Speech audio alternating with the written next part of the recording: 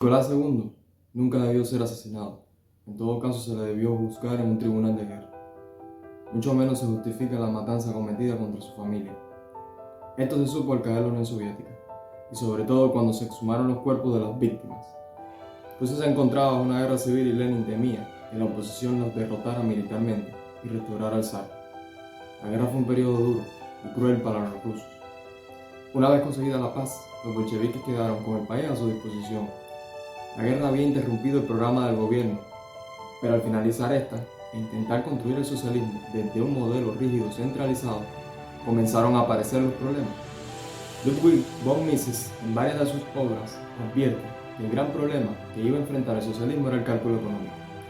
Pues resulta que no se equivocó. Los intentos de planificar la economía desde arriba estaban avisando tempranamente su fracaso. Esto se observa al leer el discurso pronunciado por Lenin en febrero de 1921 en la sesión plenaria del Soviet de Moscú.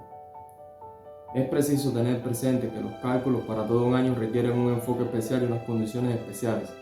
Sabíamos que la primavera iba a ser peor que el otoño, pero no podíamos saber en qué medida iba a ser peor. El quid no está en la cifra, no está en la distribución, sino en saber hasta qué punto pasaban hambre los obreros y campesinos, y en qué medida podían haber sacrificios de unos y otros por la causa común. ¿Quién es capaz de calcular esto? Tales cálculos no existían. Lo hicimos por primera vez en 1920 y nos fallaron. ¿Recuerdan la parte de la etapa de la transición entre capitalismo y socialismo? Bueno, aquí sí se acordaron, o mejor dicho, los campesinos lo obligaron a replantearse. Ahora en primavera, nuestra situación en cuanto al abastecimiento ha vuelto a agravarse, aunque poco tiempo antes experimentábamos un mejoramiento. En este aspecto, las cosas no han salido como calculábamos. Cuando se trazó el plan de contingentación, los éxitos obtenidos nos hicieron pensar que era posible una mejora. El pueblo pasaba hambre y era preciso mejorar su suerte a todo trance. Era preciso no solo ayudar, sino precisamente mejorar. No caímos en la cuenta de que, si mejorábamos la situación, las dificultades aumentarían después. Y debido a este error de cálculo, nos encontramos ahora ante una crisis en materia de abastos.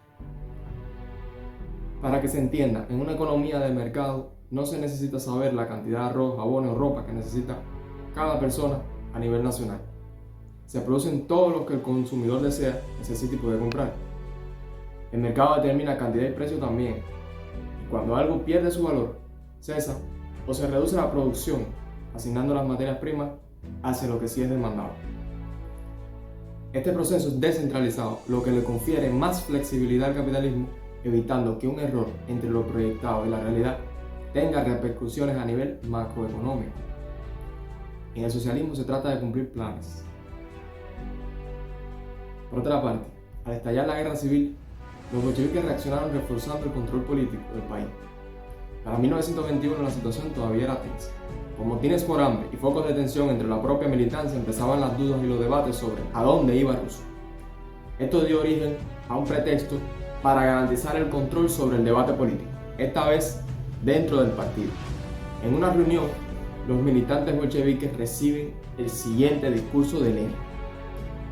En cuanto a la resolución sobre unidad, una parte considerable de la misma está destinada a definir la situación política. Todos ustedes han leído naturalmente el texto impreso en esta resolución que ha sido distribuido. No se publicará el punto séptimo, que implanta una medida excepcional de derecho a expulsar del Comité Central a algunos de sus integrantes a condición de que así lo acuerde la mayoría por 2/3.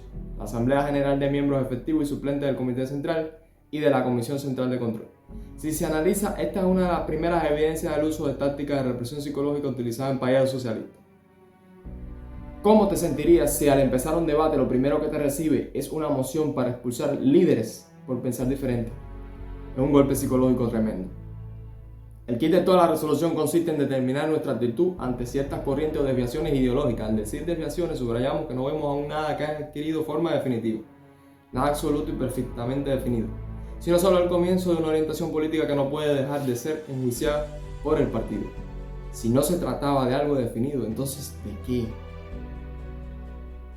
Debemos decirnos, para que la unidad sea sólida es preciso condenar cierta desviación. Y confiamos en que en el Comité Central incluimos a representantes de dicha desviación. Estos representantes mantendrán ante el acuerdo del Congreso del partido la actitud que corresponde a todo militante disciplinado y consciente. quedaba advertida la militancia de que se debatiría lo que conviniera y que no se permitirían agrupaciones políticas ni siquiera dentro del propio partido. ¿Por qué era esto tan peligroso? Sin partidos de oposición, ¿qué garantías de cuestionamiento a las políticas de la élite en el poder quedaban? Y todavía peor, ¿quién dentro de la propia élite podía disentir? La uniformidad del pensamiento en bloque, fundamentada en la defensa de la revolución, estaba suprimiendo un aspecto importante y universalmente útil del materialismo dialéctico: la unidad y lucha entre contrarios, como clave para el desarrollo. Por otra parte, terminó la guerra pero no el combate. Cualquier opositor, cualquiera que buscase un sistema diferente, era acusado de querer restaurar el capitalismo, e incluso los propios comunistas quedaban en riesgo de caer dentro de esas acusaciones. Desde su llegada al poder, los bolcheviques controlaron el ejército y la policía y lo utilizaban con fines políticos represivos. Justificaban con su narrativa legitimadora y de que defendían al país del enemigo interno y externo el uso de la violencia política sistemática y la supresión de la libertad de expresarse y pensar diferente. Uno de los aparatos que incluso surgió en el propio año 1917 fue la Checa, que engendraría la terrible KGB. La revolución no quería que los obreros fueran libres, la revolución quería que los obreros fueran comunistas obligatoriamente. Nuevamente el proceso se situaba ante la disyuntiva: permitir la estructuración del debate interno, el externo había sido suprimido, o concentrar el poder.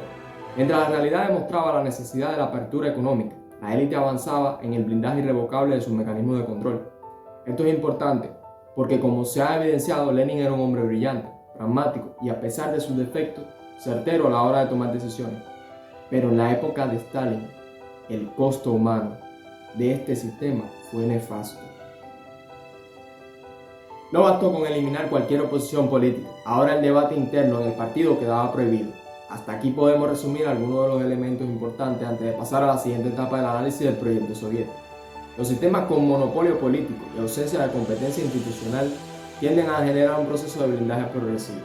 Cuando se elimina la competencia política real, se concentran los recursos de la sociedad en manos de una cúpula y se bloquean los mecanismos reversibles de la ciudadanía. El sistema comienza a generar incentivos para su autopreservación. Se desplaza la urgencia de derrotar la agresión externa o interna hacia nuevos enemigos internos. En este caso puede ser la burocracia, la construcción del socialismo, etcétera, etcétera, etcétera, y otros fines justificativos del proceso de blindaje. Resulta innecesario un estímulo externo ya. El sistema se está retroalimentando solo y funciona por inercia. Lejos de juzgar las revoluciones, porque en todo caso creo que la revolución rusa fue justa en el sentido de que no hubo otra alternativa real que mejorara las condiciones del pueblo en ese momento, la cuestión sería: ¿por qué sistemas o movimientos que prometen la emancipación pueden terminar generando nuevas formas de subyugación? Si miramos no a la revolución, sino el proceso de blindaje y concentración del poder, entendemos mucho mejor el problema. Cuando el fenómeno patológico sobrevive a la causa inicial, entonces se puede encontrar la explicación en la estructura, no en el evento. Si la revolución hubiera abierto las puertas a la coexistencia de tendencias políticas que compitieran, quizás la realidad hubiese sido otra y no necesariamente hubiera habido una guerra civil.